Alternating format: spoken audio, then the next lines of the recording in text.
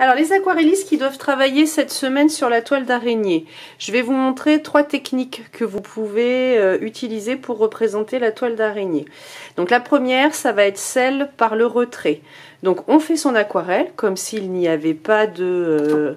attendez, je vous rapproche. Comme s'il n'y avait pas de toile d'araignée et ensuite on va faire un retrait. J'ai commencé ici mais je vais vous montrer comment faire. Donc on prend un pinceau synthétique qu'on mouille légèrement, tac, et puis on vient frotter l'aquarelle qui est sèche et on vient éponger avec un sopalin.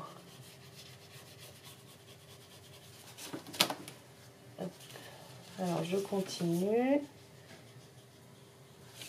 j'éponge.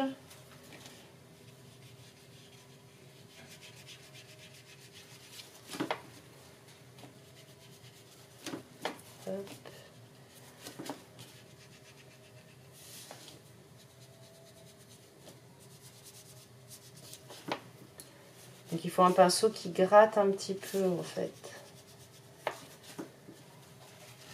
Voilà, j'en enlève aussi un petit peu par là.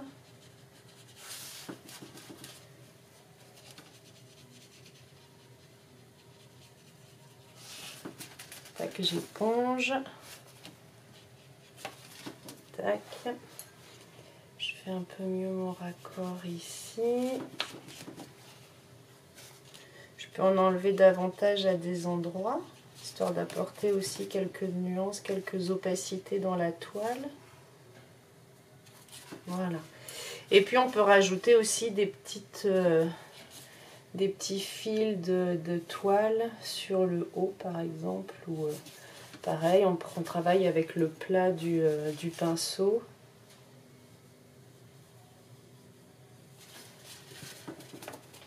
Voilà, donc je vous montre d'un petit peu plus près.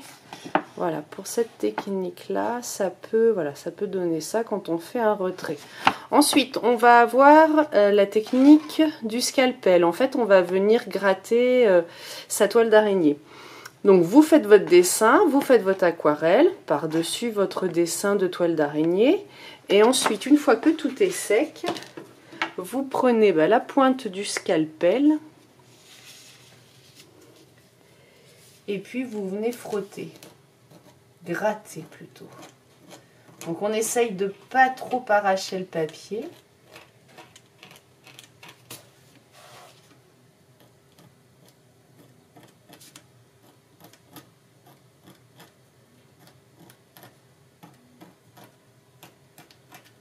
Voilà.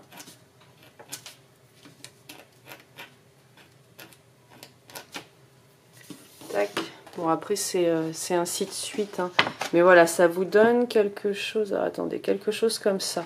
Le but est d'avoir un trait, en fait, qui est un petit peu irrégulier. On a des endroits où c'est fin et des endroits où le papier s'est un petit peu plus enlevé. Ça fait un petit peu effet gouttelette d'eau. Ou voilà, donc vous pouvez travailler la toile d'araignée avec cette technique-là. Et enfin, on a la dernière où on fait sa toile d'araignée avec le drawing gum. Donc vous faites votre dessin, vous passez votre toile d'araignée au drawing gum et ensuite vous travaillez votre aquarelle. Donc une fois que l'aquarelle est sèche, eh ben, on enlève le drawing gum. Donc hop, je frotte avec le doigt.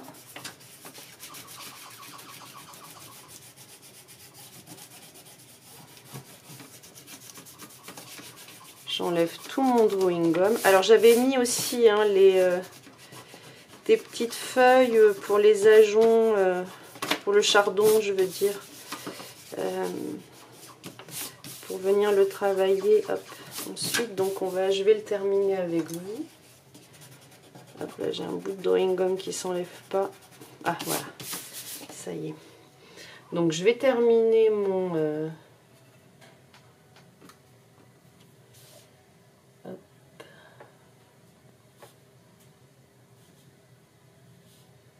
chardon.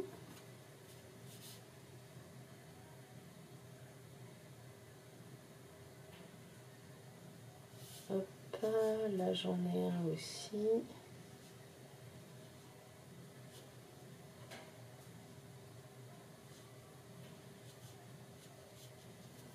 Tac, je vais apporter un peu de nuance.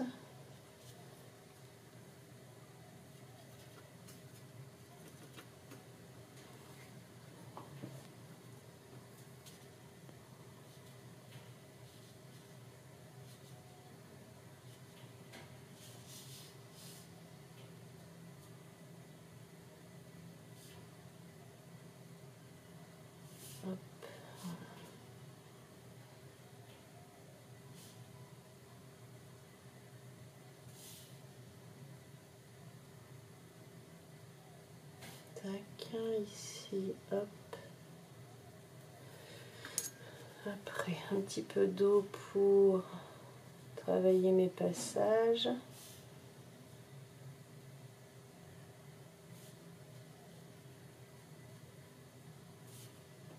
Voilà, mais ce qu'il faut, c'est que votre toile d'araignée, en fait, elle reste bien blanche, en fait.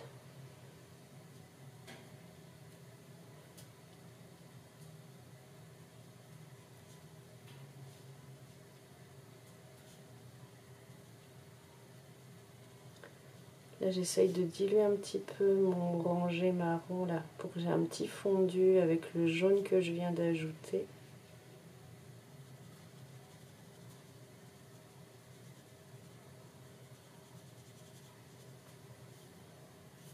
Il manque un peu de orangé, là, dans cette feuille-là. C'est pas ces feuilles, ces petites...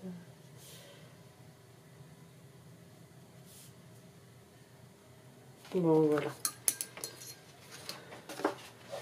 Donc là, on a notre toile d'araignée, vous voyez, qui est toute blanche. Donc on peut avoir, je vous le rappelle, la technique dessin drawing gum. Ensuite, on fait son aquarelle et on termine par tout enlever en frottant. Ensuite, la technique du retrait. Je fais mon aquarelle, j'attends que ce soit bien sec et ensuite je fais des retraits plus ou moins blancs. J'essaye de donner un peu de volume à ma toile d'araignée. Et enfin la troisième avec le scalpel en grattant. Plus le fond est foncé, vous avez vu, plus on voit la toile d'araignée. En fait, sur les endroits où c'est un petit peu plus clair, on la devine à peine. Ok ? Bon, bah écoutez, j'ai hâte de voir toutes vos toiles d'araignée.